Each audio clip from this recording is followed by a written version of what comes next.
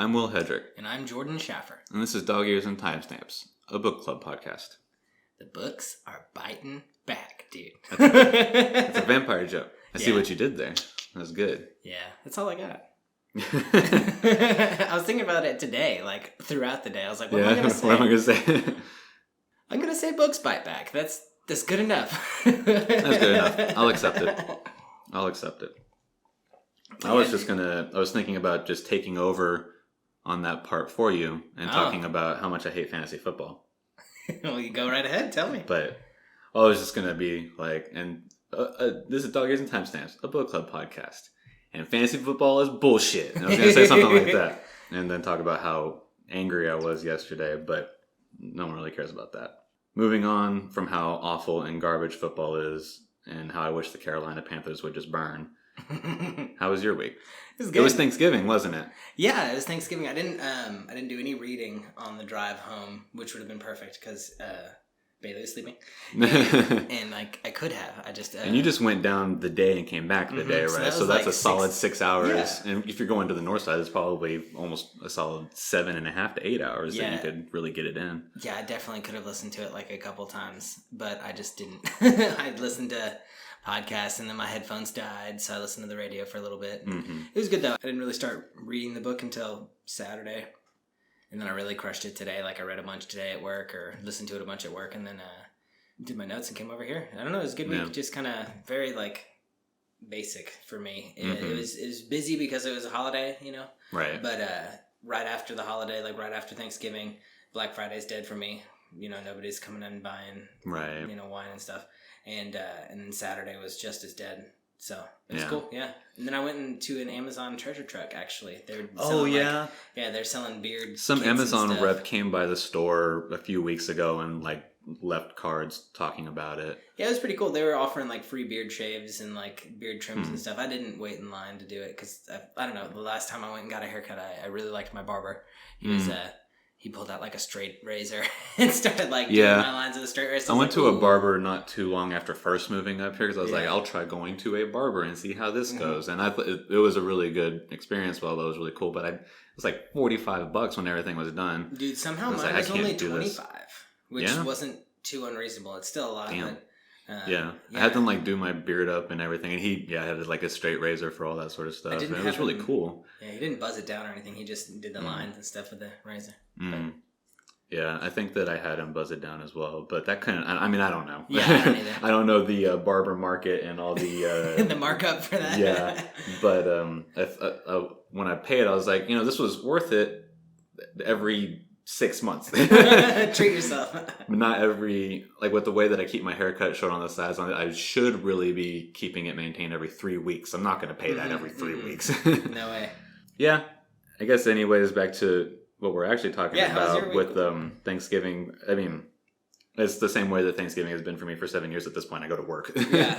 And with it being as busy as it's been the past 3 or 4 weeks, like we've already talked about previously, I was already at 40 hours on Thanksgiving Day. And you worked and then I worked Thanksgiving. Oh, okay. And then I worked Friday. Do you get holiday pay? Yeah, I get holiday pay, and then we get paid time and a half for being there on Thanksgiving. Nice. And then with me already, I mean, it was like a 55, 60-hour week. Yeah, overtime too. With everything considered. And then, so there was already like overtime on top of the overtime. And then, but being off Saturday, I was able to get some reading in, and then I finished my reading yesterday after work, and then did all my notes today. Yeah. But obviously that's how I do it every week, is pretty much like the couple of days before I get it done and then do my notes. But at least I have an excuse this time with Thanksgiving. Yeah. Dude, that's cool. Whether like a lot of times with books recently, like I've just given up halfway through. Not even given up, I just forget. Like I get sucked into podcasts or something that's more current, more... It's easy to do. Yeah, and I'll just... abandon the book that I was reading and just weekly having to be accountable. Like, because, I know you're relying on it. It's been cool, just not necessarily forcing me through the book, but doing the notes is forcing me to, like, really think about everything. Like, I think that some of the details that, like, I would have missed if I hadn't have gone over it so much, it would have been, like, such a bigger, like, whoa, reveal, like, when Stephen King, like, blows some stuff open. But, I don't know, really studying it's been, like, I see him coming a little bit better, and it's like, yes, it's more satisfying. I don't know. It's a different kind of satisfaction. It's a different experience for sure. Yeah, I like it. I found myself when I'm going through the first read, because I want the first read to just be like as if I was reading a book, right?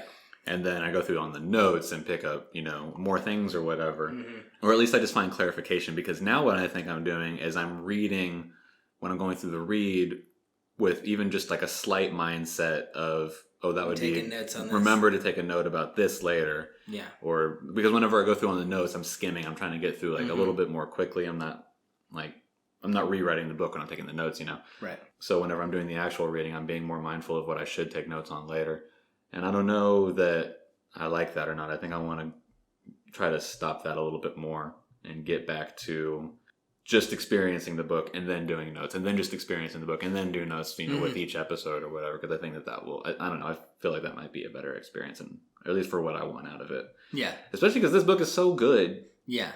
This is easily the best one that we've read, which, go figure, it's a Stephen King book. It's not like... And one of his, most critically acclaimed books, yeah. too. Everybody seems to love this It's one. certainly a pretty high bar to beat, and as enjoyable as it is, that sort of makes me worried for the next several books that we read. We'll just have to pick some big ones. Yeah. I think the thing to do, and part of what we've been doing, the fear of not being as good as the Stephen King book is definitely a big part of why I want to continue genre hopping. Yeah. Because if we keep jumping genres, then it's apples and oranges. You don't have to necessarily compare them. So with the next book being that mystery that we're going to read, I think that it'll be different enough that we really don't need to be worried about how it compares to a Stephen King book. Yeah, right. I'm excited for that mystery. That should be fun. Dude, so were you getting spooked out by this book this week? Was it as scary as last week, or no? No, not as creepy. No, this is like the everything that happens in this section of reading is, so we have the big reveal, right? There's vampires, right, yeah, and the horror that happens during the reveal, and then this is the morning after. This is the hangover, right? Where it's literally the morning after dawn breaks, and now we try to figure out what we're going to do about vampires as characters, and then whatever. But then the other side is also figuring out what they're going to continue doing in their plan, which we see in the big, exposition in the last chapter. Yeah. So there's not nearly as much that is horrific in this section of reading. Right, just laying groundwork for... Okay, there we go. That makes sense. There were a few creepy parts, but no, yeah, you're right. There's definitely some parts where you're like, oh, God, and stuff like that. But it's not nearly as creepy as, like, the ritual that happens at the graveyard in the beginning. And then who we assume is Danny going in to get Mike and Matt's guest room, all that is like, purely terrifying. But yeah. All right, part 2, The Emperor of Ice Cream. We open with The Emperor of Ice Cream, a poem by Wallace Stevens. It's a poem about the juxtaposition of death. It talks about initially all the people that are doing things in the kitchen, making ice cream, blah, blah, blah. And it seems like something completely else. And then the second stanza is about this woman that's died. Yeah. I had to look up a bunch of stuff about it. I had heard about this poem before because it's kind of like notoriously confusing. Mm-hmm. I'm sorry, the Texans are playing. And so I had to like really look into it to try and figure out things. They didn't know, they didn't have like a solid consensus of what the poem meant for like 50 years or something like that. And then now they finally have decided that it's a poem about a woman that has died and everything about that. And then the first stanza is about the people getting ready for the funeral that's going to happen. Okay. That seems to make the most sense. And there's a bunch of other like symbolism and like parallels with Hamlet and stuff like that. And then after that is an untitled haiku by George Seferis, who wrote the poem at the beginning of part 1, Return of the Exile, that we read and talked about. The one about like nostalgia in Greek literature and stuff like that. Yeah. So where these specifically talk about death and everything about death is the introduction to part 2 in the way that the introduction to part 1 was about nostalgia and going back to a place that you have a certain idea about. Yeah, so that's probably all we're going to get in this one. Just a lot of people dying and a lot of hanging out with the dead vampires. Right. So chapter 8, Ben 3. Ben 3. Ben wakes up to Ava knocking at his door. It is just past 4 a.m. and Matt Burke is calling. Somebody died. You don't call this early unless somebody died. Yeah, like we went over previously. Matt is panicked, asks Ben to come over and bring a crucifix if he's got one. Ben borrows Ava's late husband's old crucifix and leaves. What is the rule for a crucifix? Does it just have to be like a cross? Is that it? I think so. Okay. Yeah. Cool. And we can get into a little bit later because there's some other things about this specifically that I have ideas about. I think that a crucifix also has intent behind it. It's not literally just a cross. I think the intent of it being a crucifix is part of what, at least here, that is about. Yeah, that makes it powerful against unholiness or whatever. Yeah, no, that would be awesome if that's true. Like the intent behind it, that'd be really cool. That's a feeling that I get, at least. Yeah. So Ben arrives at Matt's, who meets him at the door. Matt does not look good. No. They go to the kitchen, and Matt tells Ben everything. So Ben gets the story from Matt of going to Dell's, meeting up with Mike Ryerson, and coming back, and then obviously all the vampire shit. Yeah, and I think at this point, Ben learns that Mike is dead, which is bad. Well, yeah, he gets... So Matt tells him everything, and then Ben goes... I don't remember the exact wording, but Matt goes and Mike's dead up in the guest room. Yeah. What do you think about all of this? Ben says, I think we need to go check on Mike, is what I think right now. Yeah, Ben's acting super, like, calm and cool about it after learning, like, dude, if you called me and was like, yo, there's a vampire. There's a dead person in my house. Yeah, I guess not even a vampire. If I called you and said, there's a dead person in my house, Jordan, I need you to come over. Yeah, I'd be like, all right, cool. I mean, I wouldn't think you murdered him, but like, that would suck. Right. So Ben and Matt go to confirm Mike Ryerson's death. They find him in bed in Matt's guest room, dead. There are no marks on his neck.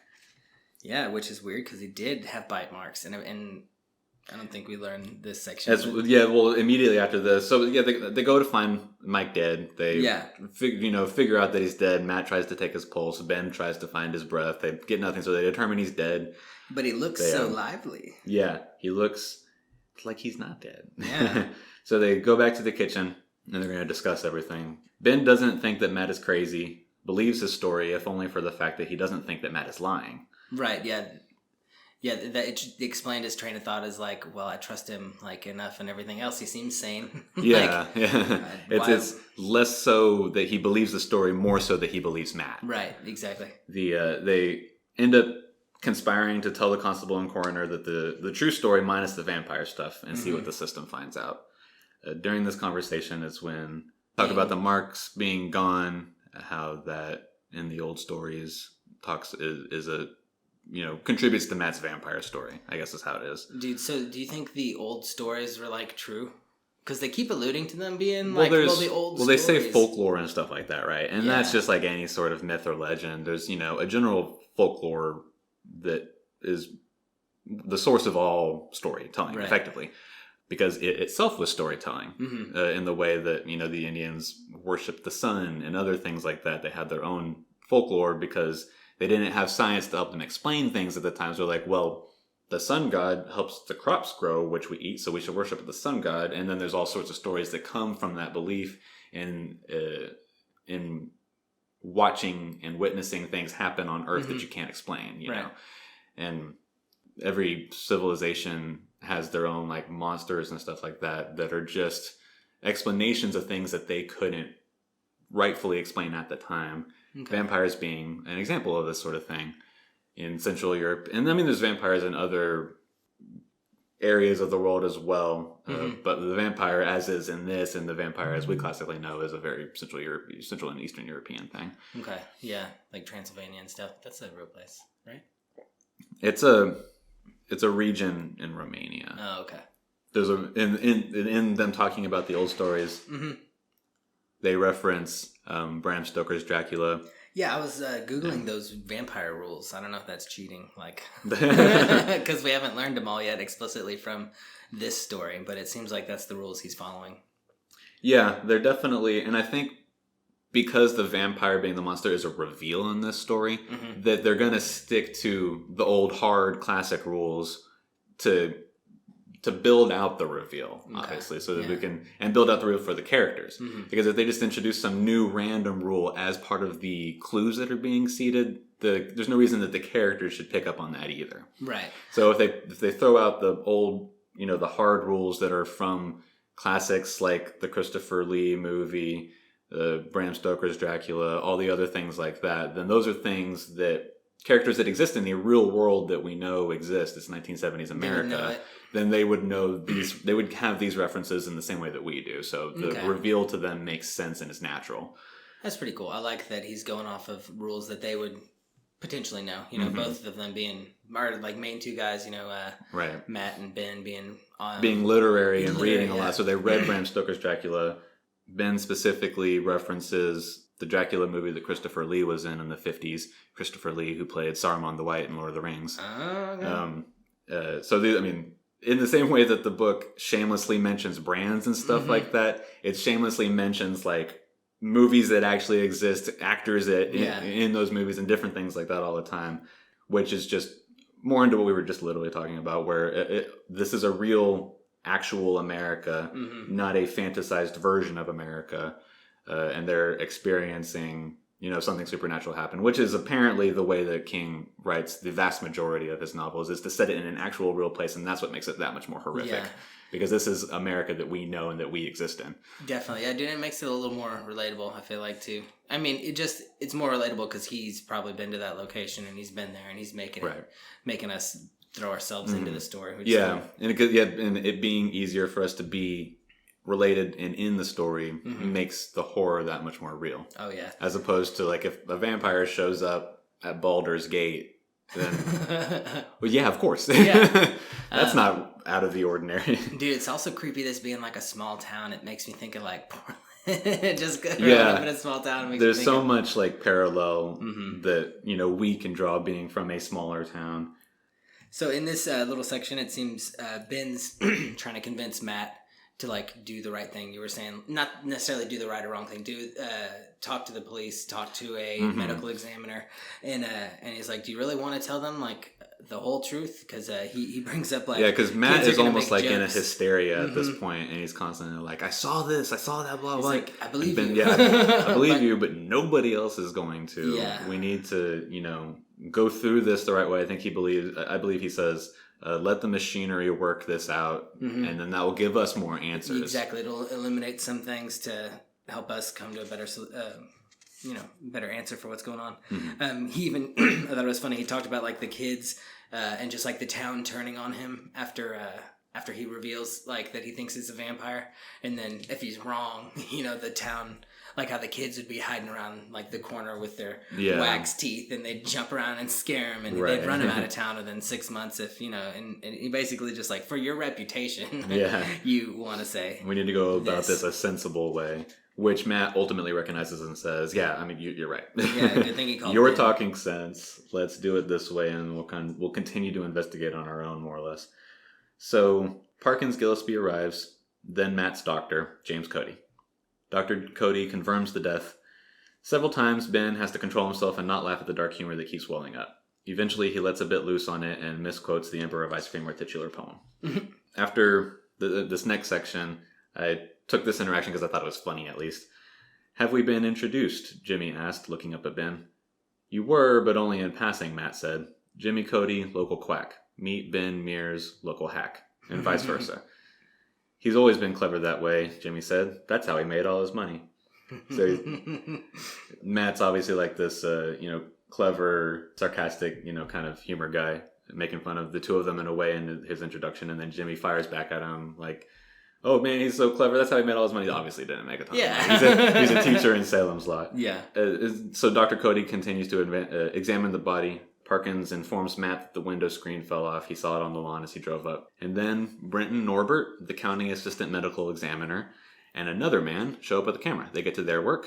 While Parkins, Ben, and Matt are hanging out in the kitchen, Ben reflects on how Matt called him, how he believes Matt has a good judgment and character, and how that makes him a little nervous. Yeah, that was one of the big things like he noticed about Matt and why they like hit it off so well is like it seemed like they both had a good, like an innate sense of character. Like they knew people, like they kind of see through all the bullshit, and that's why they got along so well right off the bat. And that would definitely make me nervous too if it was somebody that like I super trusted like immediately, and then he was going crazy. It was like, well, I think at least the way that I interpreted this and the way that the language puts it is that Ben thinks about how Matt called him and tells him, "You're the only person that I can think of to call because you're the only person that will at least listen to my full story." And then he said, let me just pull it up.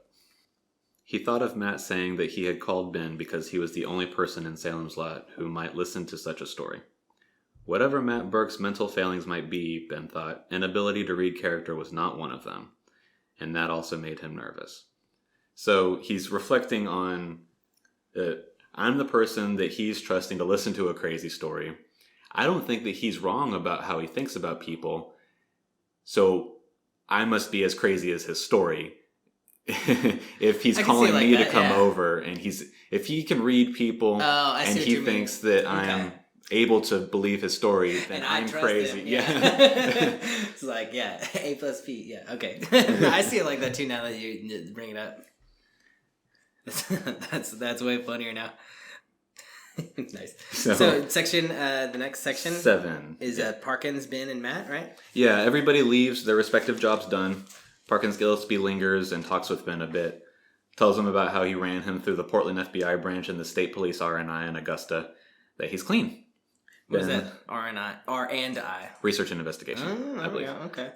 At the very least, it's the State Police Department in Augusta. Right. Yeah. Or maybe it's like Records and Investigation or something like that, Yeah. But Ben checks out, and Ben's like, "Oh, good to know you were checking on me." And then he also brings up Susan. During all this, the way that he's talking, he seems to be just kind of ruminating out loud more than fishing for something out of Ben. But as we've also discussed, Parkins Gillespie is also very clever in his investigations. Oh, yeah. And so he could very well be fishing. He's just very good at it. I definitely see it as being sort of like a Columbo style, like fishing for info, just like talking and hoping that you're going to exactly what you're saying, fishing. You're throwing the bait out there and hoping they'll bite. And Matt kind of sees what's going on, or at the very least sees that Parkins is making Ben a little, uncomfortable, and is like, "Hey, don't you have paperwork you need to go do?" Yeah. So Parkins leaves, but not before mentioning that everything that's been going on in town, and maybe the Marston house is cursed after all. I thought it was funny too that he mentioned how his grandma said that things ran in threes, which I don't know. Beacon 23 got me thinking that bad things run in threes, and so does this guy's grandma. Right. So it's definitely an old saying. But Ben and Matt resolve to visit the Marston house that evening as planned. Matt has been thinking about the embalming process, and if Danny went through it, Ben suggests he ask Carl Foreman, the mortician, if he thinks they are familiar enough to do so. Ben gets back to the boarding house, speaks with Ava for a minute, and then goes to sleep. Yeah, he gives her back her crucifix. Ben wakes up and thinks about how tonight's task will help bring Matt back to Earth. As he is leaving, Floyd Tibbetts meets him in the parking lot of the boarding house and assaults him. Yeah, Floyd is not happy about it. About losing Susan. Yeah, he says, "You're the son of a bitch that stole my girl, and I'm going to kill you," or something like that. Then that's the end of that chapter. So chapter 9, Susan 2. Susan sold a couple paintings and is returning from a shopping splurge in Portland. Professional artist. When she gets home, Anne asks her to come talk for a bit. The news about Mike's death has made the rounds, and Anne doesn't like that Ben was at the scene. She just sucks, dude. She's looking for anything. She's the worst. I probably wouldn't like it either if this random dude showed up and then everything that bad was happening around town, he happened to be at least partially involved. But still, she's looking for something bad. He's been nothing but sweet. Right. She also brings up the story of Ben's late wife's death, which she's had from Mabel Wirtz. Bitch. This is obviously a big fight between Anne and Susan. At one point, Susan sort of comes to a realization and doesn't blow up like she would have in the past. Oh, yeah. She's just like, when did you become... She doesn't say this, but when did you become just such a low bitch? Why are you being this way? Why do you care what Mabel Wirtz thinks about this? And you know where her information comes from. And she gets super level about it and just realizes, I need to get out of here. The fight ends in Susan slapping Anne and stating that she will be moving into town. Yeah, and her mom was like, "You don't have any money," and she's like, "I've got $100 in checking and $300 in savings." I was like, "Dang, right? That's all you need to make it on your own." A few hours later, Susan wakes to Anne calling her down for the phone. It's Ava Miller, who tells her about Floyd assaulting Ben. Ben was knocked unconscious before the fight could be broken up and has been taken to the hospital. Like that her mom still respected the courtesy of oh, they're calling for Susan. Right, like, yeah. I'm not gonna, because the character that I know, if that was like a mom figure that like, not my mom, but if it was someone's mom that like gave me that sort of vibe that she was like crazy and just always spying on him, I definitely don't think she would have given her phone to the daughter. At least I think that there's also a degree mom, where Ava probably would. So if like Anne answers the phone, it's Ava, and is like, "No, what is it? Like, tell me first before you tell Susan." I feel like Ava would have been like, "Fuck off, bitch." Fuck off, bitch. I don't think that Ava plays that game the way that Anne Norton does. But anyway, so Susan rushes out the door, and because Anne doesn't know what happened on the phone, like you were saying, she just overhears Susan's side of the interaction. Susan, what is it? That nice boy, Floyd Tibbets, Susan said, hardly aware that she had begun to cry. He's put Ben in the hospital. Yeah, she ran out without waiting for a reply. So the mom's sitting there probably like jaw dropped. Yeah, right. Susan sees Ben in the hospital. Ben is sedated but gains enough consciousness to talk to her briefly. I think I knocked out 2 of his teeth before he decked me. Not bad for a writer fella. Ben tells Susan to go see Matt Burke, have him tell her everything, ask him if he knows Father Callahan, and to lock the windows. Susan sees Ava and Weasel at the hospital as she's leaving. They've come to check on Ben. They talk about how Floyd didn't seem himself. Susan mentions that the starting a fight like that is completely unlike Floyd to begin with. Susan goes to see Matt. She tells him about Ben, and they proceed to talk about everything. He asks her what she thought of Straker and his shot, to which she describes her deduction of his skillful charm and courtliness and how it put her on a slight edge. That was I really liked that little section. That was a lot more information about Straker that because it's from a perspective that we haven't gotten yet, because we were told that a bunch of ladies went to the shop to go see it as it opened, because it's an antique shop, it's a new shop in town. By and large, given the time period and the nature of this town, a lot of the ladies, aside from the single ones, are housewives. Yeah. So they go to this, what are they going to do on a day a regular day when they finish their housework? Oh, there's a new shop. Let's go check it out. It's opening today, obviously. So a bunch of, we have heard this already. So now we're getting a perspective of someone who went during that, that day that everybody went. Yeah. And it's a bunch of kind of classical vampire tropey stuff where he's very charming. And he's like, you had mentioned whenever he goes to the agricultural shop, he's like from another time almost. Oh yeah, how he seems like he's from the past. Yeah. Just Susan describes it as like being courtly more than anything. And I think at the end of her explanation says that it was like old world courtesy and stuff like that. Old world charm, I think. Yeah, dude, so when we were getting that new description of him, I had this like in my head, even though this wasn't described at all, but like he was bald. And so I just had him in like this black turtleneck and like hunched over like a servant, like I don't know, like Mr. Hyde or something, like, or just not even that, just who is Dracula's like servant or whatever, that like dude that drug his leg, Igor or whatever. You know what I'm talking about? Yeah, and for our generation, most famously, that's in Van Helsing. Yeah, when the movie that Hugh Jackman's Van Helsing in, and Kate Beckinsale is the girl or whatever. Yeah, she was. But that movie's a clash of a bunch of old monster stuff. There's a werewolf in there, Frankenstein's monsters in there. Yeah, there are harpies. Igor is actually Dr. Frankenstein's assistant. Oh, okay. I don't know why I got him confused with. I don't know. In my mind, I had him as like a character, kind of like that, just like an assistant. Right. Just like a henchman. A henchman, yeah. Not charming, not handsome. I also tried to like make him not a vampire in my mind, just because there isn't anything explicitly describing him as a vampire, and he's outside during the day. Not outside, but he is awake during the day. So I mean, I don't know if that's explicitly said as a rule or not, but in a lot of stuff that we're getting from this section of reading about the rules of these vampires, even though all the new vampires certainly exhibit that they don't like the sun, they're dealing with it enough. So maybe Straker having been a vampire for a long time, maybe he's more able to at least control his aversion to it. Yeah. Not in whatever negative effect it has on him, but he can at least cover it up and be like, I am a normal person walking to the market. Yeah. Okay, I can see that. Yeah, that was I don't know, I liked it. It was a good scene. It just described him as, she was like, I was attracted to him in a mildly sexual way, I guess. Older man, very urbane, very charming, very courtly. You know, looking at him, that he could order from a French menu and know what wine would go with what. Not just red or white, but the year and even the vineyard. Anyway, she was just like, he looks like this guy that has all this class and all this, but he almost seemed a little bit condescending with how much he knew, but because he was like, he didn't have to pull out all the stops to trick these people. Like, it was just easy to get his way. It was nice. Seduction and the art of seduction are a pretty standard vampire trait.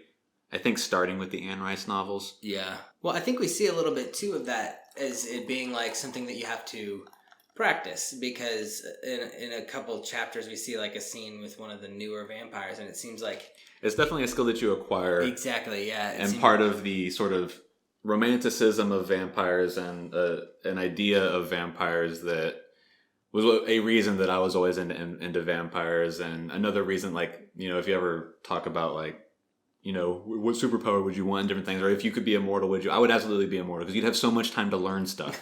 You could learn every language, you could learn everything possible, including you just gain so many different skills with all the time that you have. And Straker has definitely used his time to accomplish a level of seduction and beguiling that the new vampires obviously don't. Last thing about this little section that I thought was funny is that Susan goes up to Matt to learn everything about what's going on, and before Matt tells her anything, he's like, wait, what do you think about Straker in the new shop? Tell me everything. Yeah. And she's like, all right, I'll tell you. And then it skips between her finishing telling him everything about Straker to them having already talked about everything. She's filled in, and now she knows that he believes they're vampires. Yeah. You know, and it was, I don't know, it was a very cool little transition through the story. Yeah. So Matt finished his story about Mike Ryerson. Susan is less apt to go along than Ben is, but doesn't seem to think that Matt has lost his mind. Yeah. During their interaction, or their conversation about this, Matt realizes that he invited Mike into his home when he brought him home. Susan brings up Ben's subject for his current book and tells Matt about Ben's experience inside the Marston house, which Ben didn't know about, that Matt didn't know about it. He knew that Matt... Or that Ben had an experience, but he didn't have an experience in the house. And then Susan talks about... Susan brings up Ben's experience going inside the house, and then about all the research that he's been doing on the Marston house. To which Matt responds, like Marston's devil worship, which is something that we haven't heard about yet. Yeah.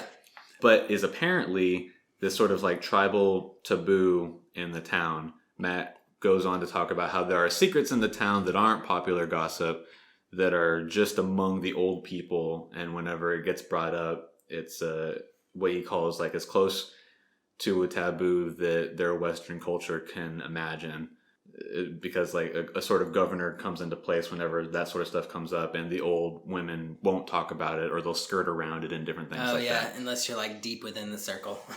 So I took kind of a long excerpt here, because I think that this section is what this whole thing is about, aside from the obvious big reveal at the end of Matt's house. Oh, yeah. Still in reference to Ben's research about the Marston house. He didn't come by it in the lot. And then Matt. That explains it then. I suspect his theory is a rather old parapsychological wheeze, that humans manufacture evil just as they manufacture snot or excrement or fingernail parings. That it doesn't go away. Specifically that the Marston house may have become a kind of evil dry cell, a malign storage battery. And what do you think, Susan? Is there more than heaven and earth in your philosophy? No, she said with quiet firmness. Houses are only houses. Evil dies with the perpetration of evil acts. So you're suggesting that Ben's instability may enable me to lead him down the path of insanity that I am already traversing? Only the coincidence has made this a poor time for him to exercise the demons of his youth. There's been a lot of cheap talk going around town since the Marston house was reoccupied and that store was opened. There's been a lot of talk about Ben himself, for that matter. Rites of exorcism have been known to get out of hand and turn on the exorcist. So Matt doesn't agree with Ben's interpretation of the Marston house, or at least knows what Ben's interpretation of the Marston house is, and it isn't necessarily on the same level. Because him knowing about Marston's devil worship and Ben not knowing about Marston's devil worship, Matt has an insight into the nature of the house that's a little bit deeper than Ben's surface research that he did outside of the town. Yeah. So he correctly guessed Ben's interpretation of the house, that first bit where I suspect his theory is a rather old parapsychological wheeze. That phrasing alone, calling it a wheeze, sort of undersells Ben's interpretation of the house, which suggests to me that he doesn't fully agree.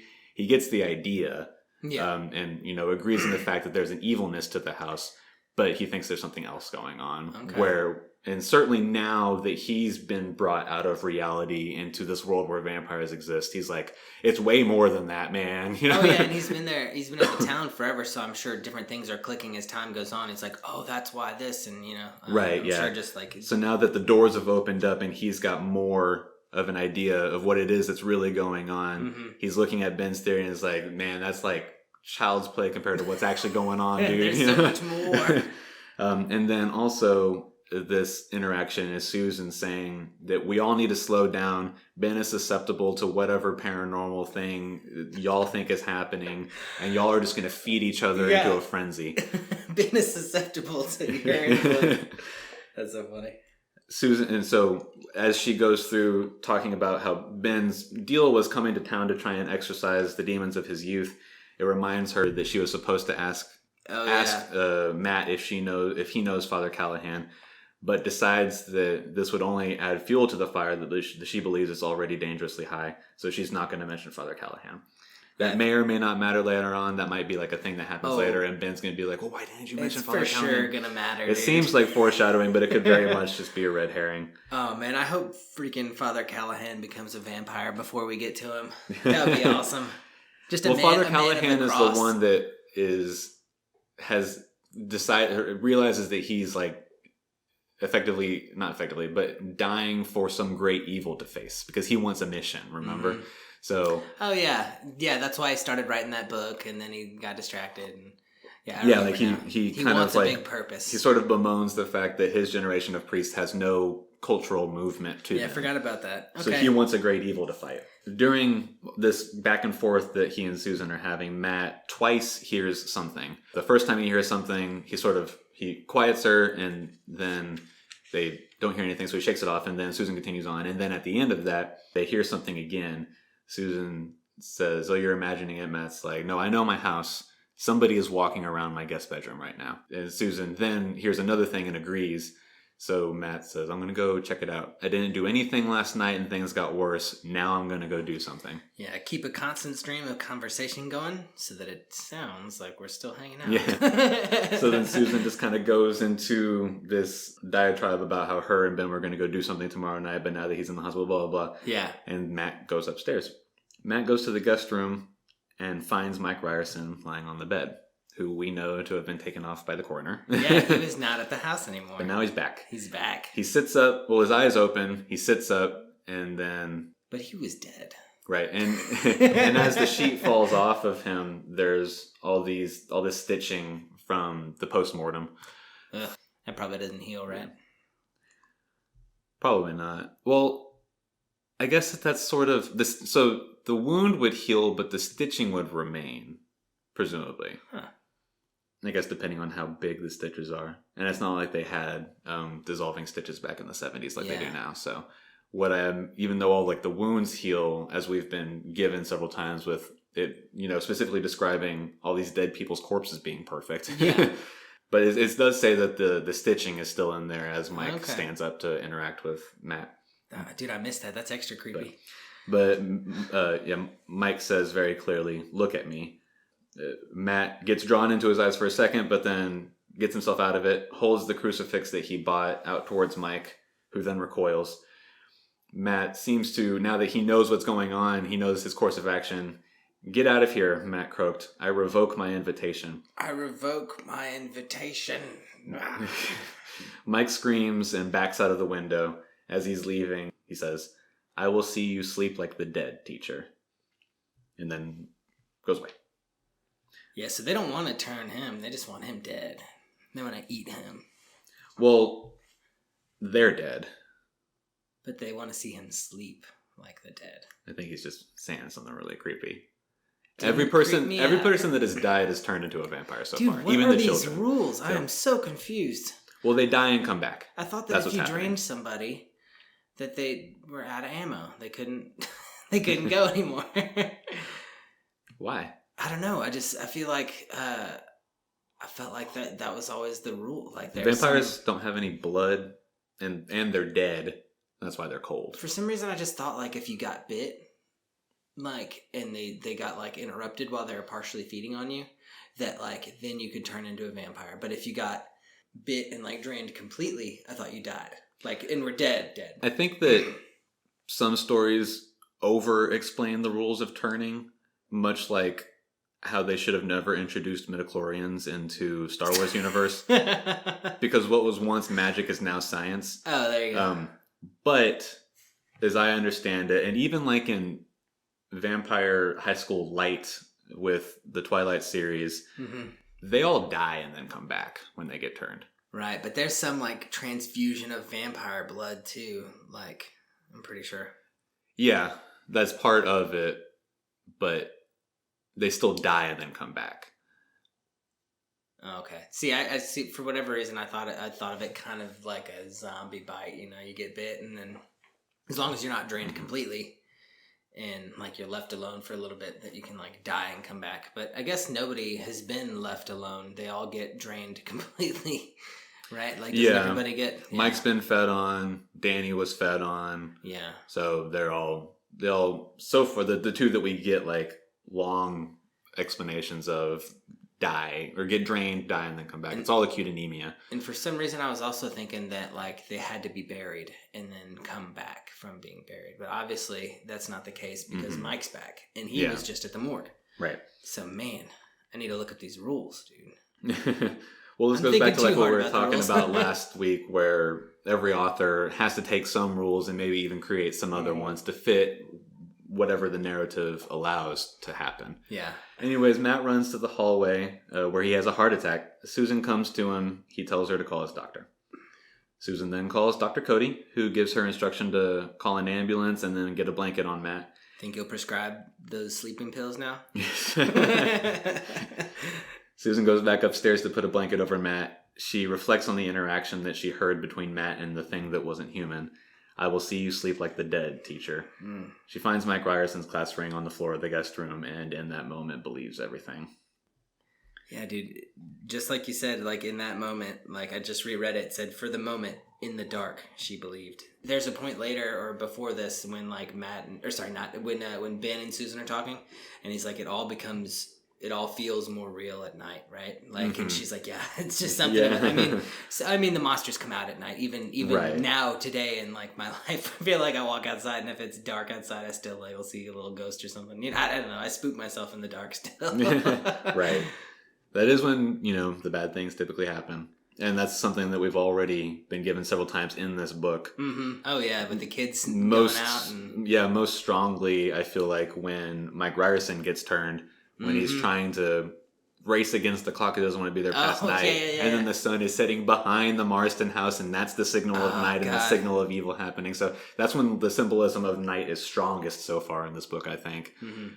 So yeah, that's definitely like a thing that's been given. And then certainly that they discuss like, shit, it's nighttime. We really do think all this is real or whatever. Yeah, so that's how that chapter ends. We get into chapter 10, which is another Lot chapter. There's a huge several-page exposition about the town and the town's character. All the town's secrets, too. Yeah, this is where we're given a bunch of new information in the way that I feel like what this section was probably written after a lot of this was written, where Stephen King was like, there are a couple things that I need to let them know, and I can't figure out how to do that. So if I write it in this fashion as just an info dump, that's the only way I can do it right now. It kind of feels like it's flashing back to having this be like, how when we started the story, we had been to Salem's Lot, and then we were going back, like how well, it kind of feels it's definitely taken like we're telling somebody. It's out of the narrative in a way, where because it's talking about the town and how the town is a character. The town can't speak, right? And the people aren't going to speak about the town in that way. We're like omniscient. So this is it's being told from the perspective of it's exposition from the author about the character of the town. Yeah. It talks a bunch about the secrets, like you were talking about, how the townspeople know about this and that, but they don't know about this and that, and blah blah blah. There are 5 major things that are revealed to us in this section, amidst a bunch of other things that I feel like don't matter. It's just peppered in so that it's not literally like Stephen King looking at us in the eyes and saying, these are the 5 things you need to know. He writes several things, and peppered through that are things that matter. Yeah, here are the bullet points. Number 1, they know, this is a quote, they know that Hugh B. Marston killed his wife, but they don't know what he made her do first, or how it was with them in that sun-sticky kitchen in the moments before he blew her head in, with the smell of honeysuckle hanging in the hot air like the gagging sweetness of an uncovered charnel pit. They don't know that she begged him to do it. So that tells us that before Hubert Marston killed his wife, they did something, which I think at this point we can assume was some sort of dark ritual or something like that. Yeah, devil worship. There's talk about honeysuckle, which is a plant, or it's a flower, and is said to increase magic and things like that. It enhances your magical ability. And then also it talks about a charnel pit, which a charnel pit, there's charnel houses, which are just where bones get deposited. Oh, okay. Like in next to like old churches and stuff like that. Whenever they're digging up graves to make new graves, if they find bones there, they just throw them into the charnel house. I didn't know that. I mean, that probably doesn't happen anymore, but that's what happened in Old World. Back in the day. They don't know that she begged him to do it. So whatever it was, whatever dark ritual they had to do, she didn't want to do it, and then begs him to put her out of her misery. Blow her brains out. It also says, or how it was with them in that sun-sticky kitchen. So there's something that was there with them. Yeah. 2. Another quote. Some of the older women in town, Mabel Wirtz, Glenys Mayberry, Audrey Hersey, remembered that Larry McClay had found some charred papers in the upstairs fireplace.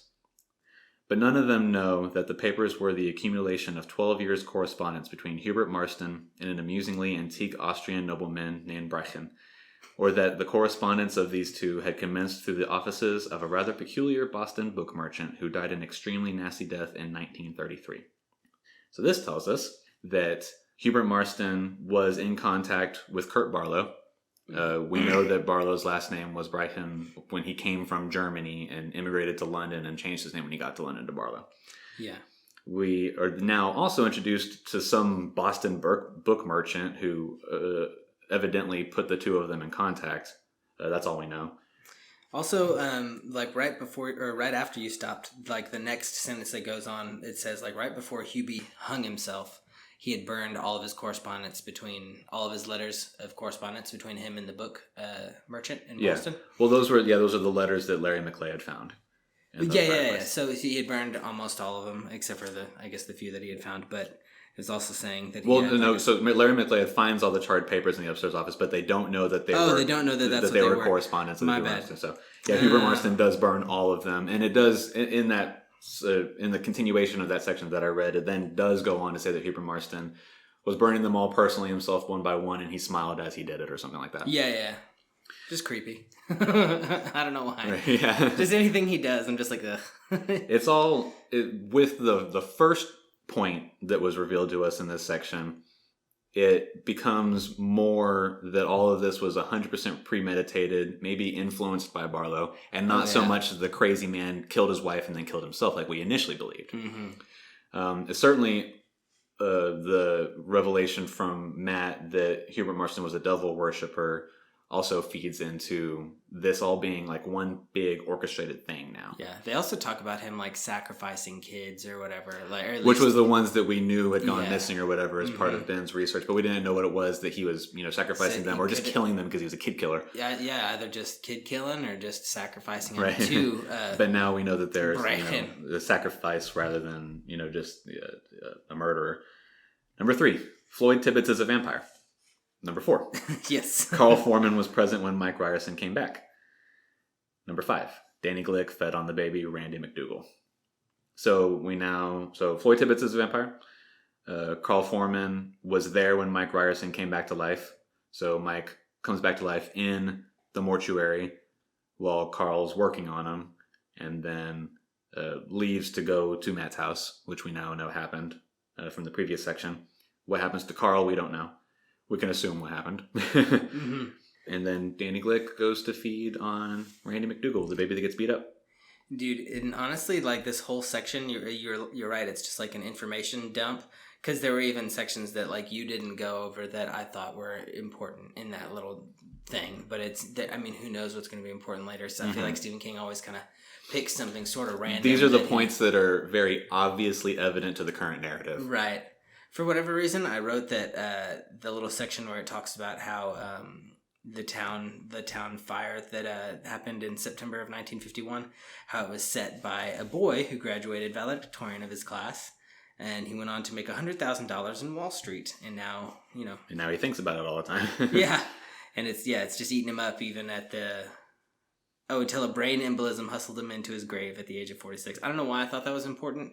Because the dude's dead. They talk about him dying. He went and died in New York. Right, yeah. It's just for whatever reason in my mind is like knowing that like the fire of the town wasn't just some fluke or whatever. It was this kid doing arson or whatever. And it's important in that as we analyze this section, we can tell that Stephen King put in a bunch of stuff that doesn't matter so that he can pepper in the things that do matter, so that it's not a literal information dump. It's storytelling. I think that for whatever reason is going to matter. I don't know why. I know we just said the dude died, but for whatever reason, I think he's going to pull something like, oh yeah, remember that valedictorian? Well, we found his name, and that happens to be we're going to go down some hole. I see it coming. Well, anyways, we move on to the next section where Sandy McDougal wakes to find Randy dead. His bruise is all gone. There's other stuff that happens, but all that matters in that is that Randy is dead, and his corpse is the same way that the other vampire corpses are, where they're perfect. Yeah, and I'm good with not going over that scene too much. It was super creepy. A little grotesque. Yeah, and he does such a good job on those gross scenes. Tony Glick finds his wife collapsed in the living room. She is pale and anemic. The sun hurt her. It's a lot of description about how they've been dealing with Danny's death and Ralphie's disappearance, how he's been sleeping a lot, and she's been OCD about cleaning and reorganizing the house and all that. But she passes out and is experiencing similar symptoms to that of the other people that have been turning. Oh, yeah. Susan visits Ben in the hospital, tells him about Matt's heart attack. They discuss how Ben feels about Matt's story, because they still haven't talked about everything. They post Susan finding out everything. How much of this do you believe? Then Susan tells Ben about what gave Matt the heart attack, which was Mike evidently coming back. Yeah, that probably. I don't think aside from Susan finding Mike's ring there, I don't think that she knows that it was Mike that was there. Matt didn't say it was Mike or anything like that. Yeah, she just finds Susan, the ring. Which I think she pieces it all together, but there's no explicit telling. Mike could have left that the night before, Well, you would assume that the officials would have found a ring in the middle of the floor. Right. Yeah, pretty obvious, but she gives Ben Mike's ring because it makes her feel bad. I think this would probably be important later on. I think that's going to come up in some interaction with the authorities. Where like, well, why do you have Mike's ring? Blah, blah. Oh, that could be it. Ben reflects on Floyd wearing a lot of covering when he came to attack him, and that he seemed to be resisting the sun. Oh, yeah, dude. So we already know that Floyd's a vampire from the info dump earlier. Yeah. So now this is Ben and Susan becoming aware that he might also be going through the same thing. They describe his outfit as an overcoat with a hat, sunglasses, and Playtex rubber gloves. So he's covered up. Like completely covered. As much as he can. Dude, Playtex rubber gloves would be awful to try and hurt somebody in, though, I think. To try and, if you're going to murder somebody. I mean, for fingerprints, probably good, but, I don't know. Swinging punches, I don't know why. I just feel like it'd be way less effective. Oh, yeah, we also learned that Floyd is at the local drunk tank right now. Yes. That's Susan tells Ben that that's where he's at. And that's why Ben reflects on Floyd wearing that stuff, because he tells Susan, I want to talk to him. I want to ask him why he was wearing that stuff. Exactly, yeah. Which then, cut to, Nolly and Parkins find Floyd dead in his cell. Parkins notices Floyd's perfect corpse, because he had seen Mike's at Matt's house, and makes a comment like, man, you wouldn't think he was dead.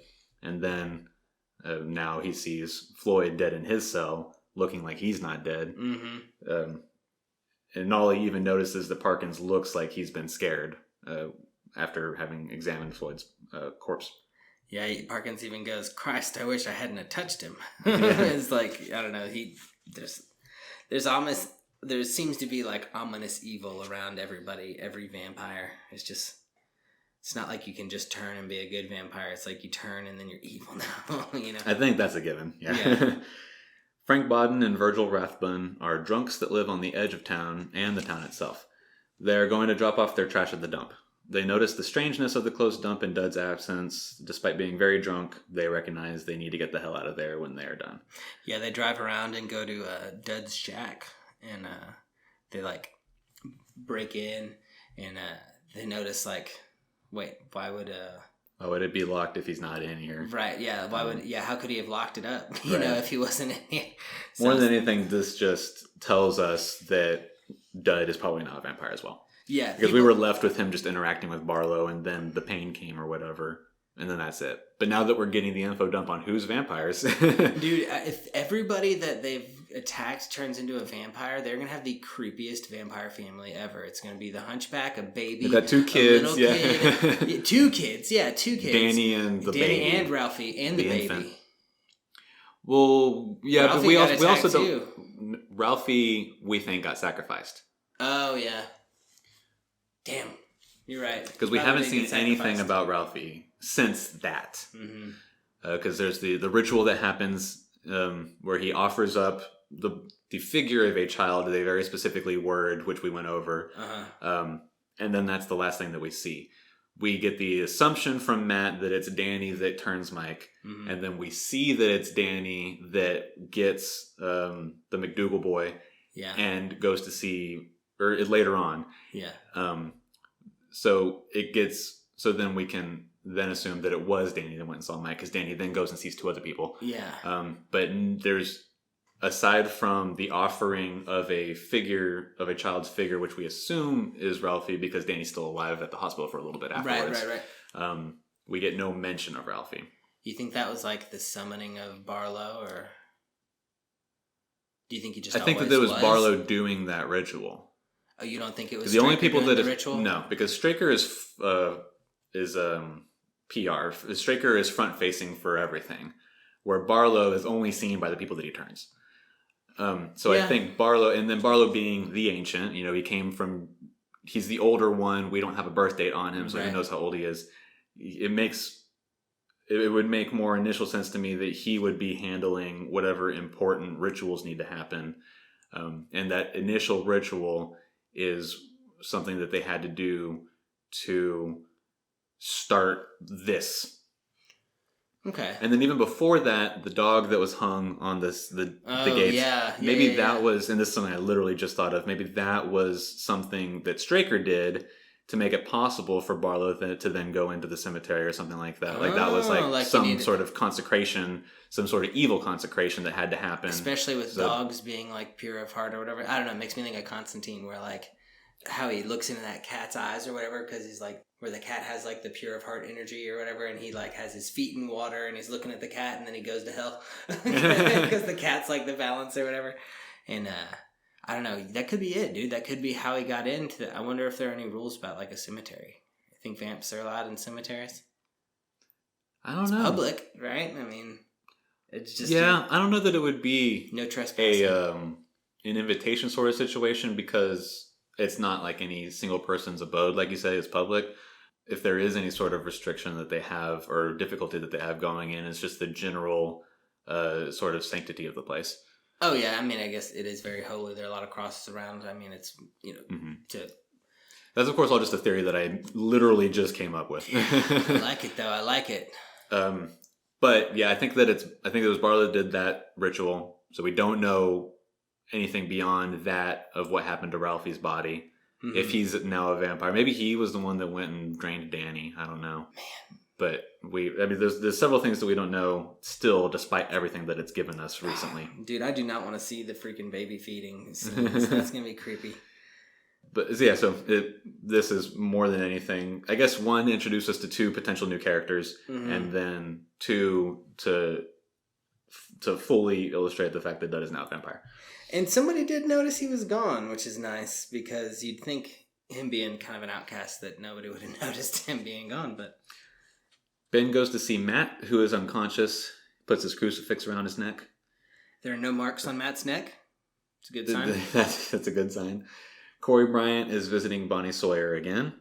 This is the younger man and older woman that have been having an affair that we got in the previous Lot chapter. Yeah, the cable guy. Reggie Sawyer walks in on them and runs Corey off with a double-barreled shotgun, orders him to leave town forever.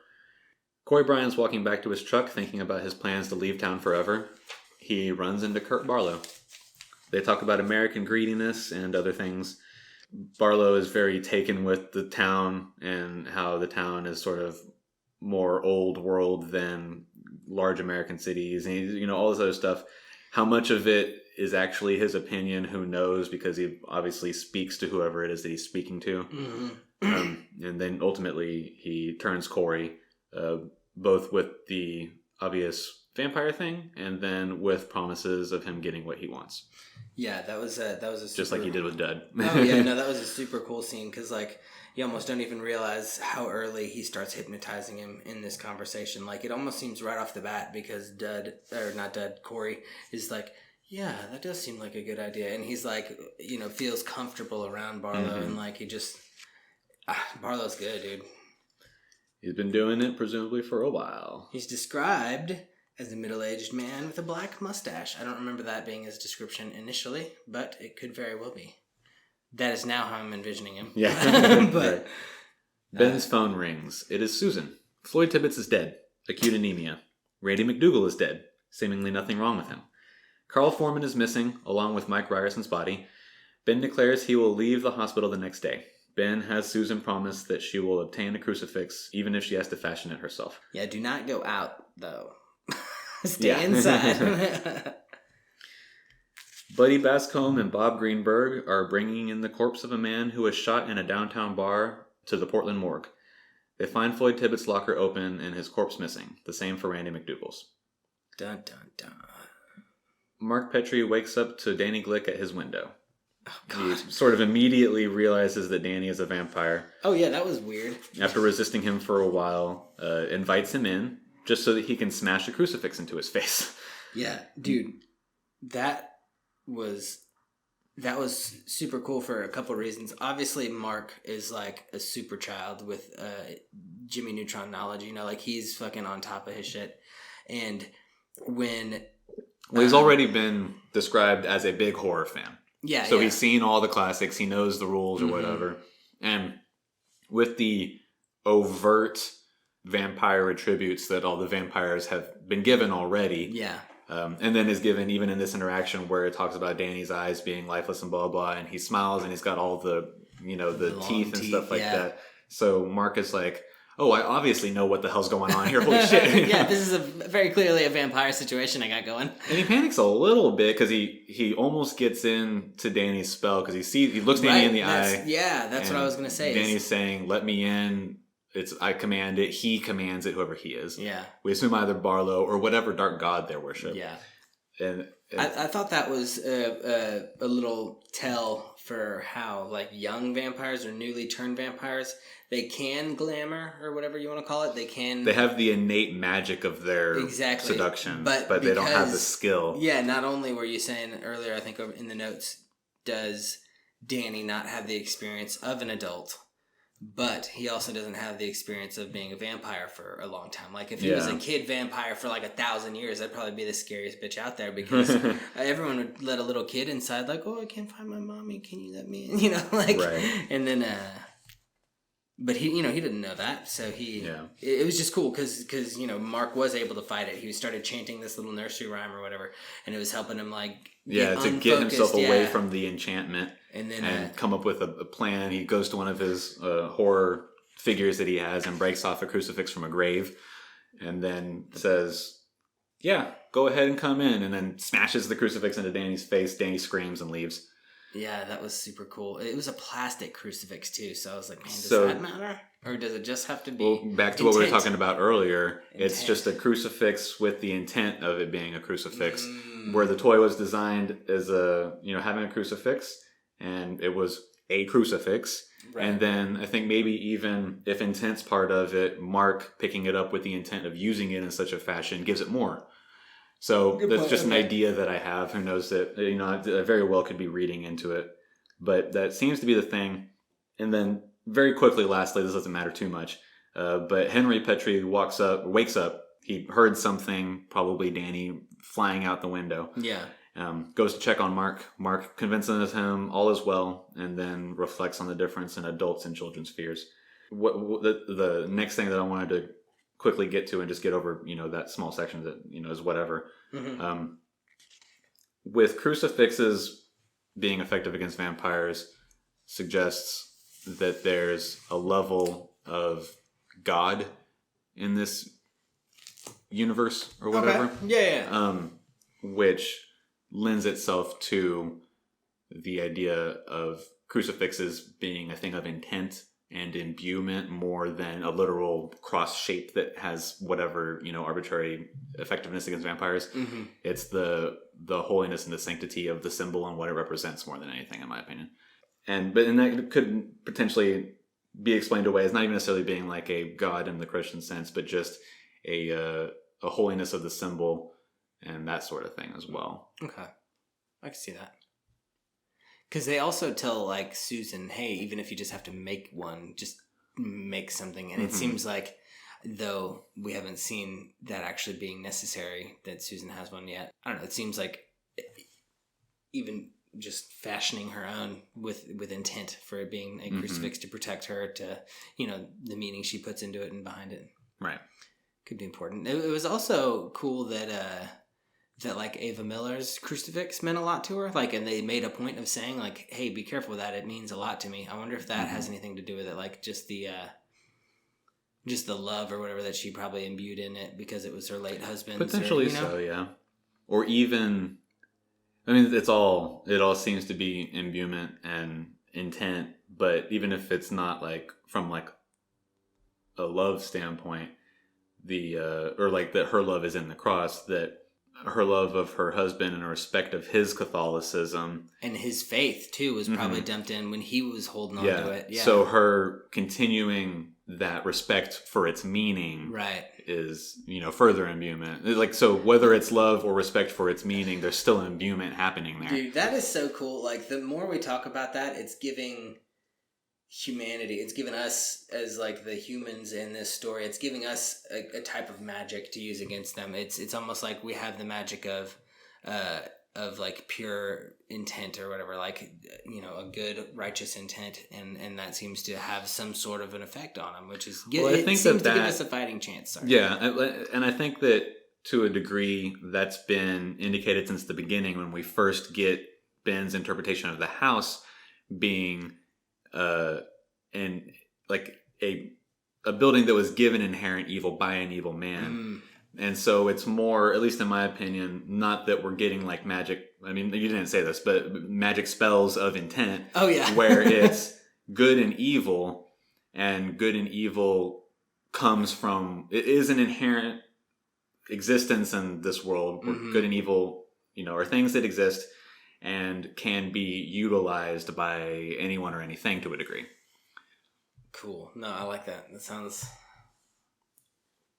good to me. I like that. Man, this book is cool. It's so it's so ramping up hard.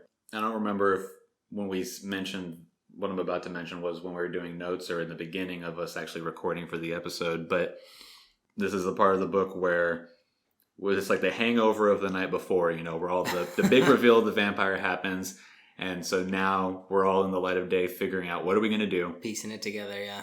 And then at the same time, the enemy is continuing their move that they've already started. Because now we've got like 8 vampires, something like that. Yeah, dude, it's getting silly. At the rate that they're reproducing, I don't think there are going to be people for very long. Right. It's, at least as far as characters that we know. Yeah. Because they seem to be getting everybody. Mm-hmm. Yeah, there's going to be, for the characters that we've been introduced to, we're already like nearly at a half and half, it feels like. Mm-hmm. We've been given more names than this. We're probably more like at 25 to 75%. But characters that we've interacted with regularly, we're like at half and half. Yeah. And that's a lot. Yeah, we've taken out a lot of our guys. I'm pretty sure Mark's going to be good. I think that Mark is the boy in the prologue. Oh, there you go. I didn't think about that. Damn. Just sit and think on that. All right. Well, how far do you want to get on this next one? Just finish I think we finished part 2. Okay. Yeah. We're going to read chapters 11, 12, and 13, which will take us to part 3, The Deserted Village. Nice. So for me, that's about 100 pages, 110. Yeah, that's just over 100 pages in the Kindle edition. It's 104 pages to be exact.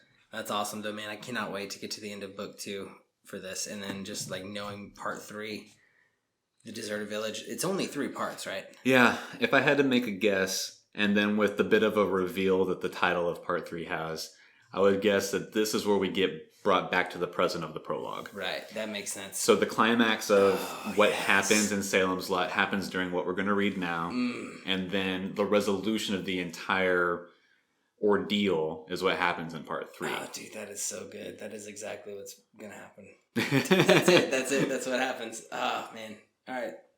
Well, I guess aside from all that, we'll see y'all next week. Follow us on Twitter. Follow us on Instagram at @ears_stamps on both of those. Leave us a 5-star review on... Only 5 stars. Only 5? Anything less, and please stop listening.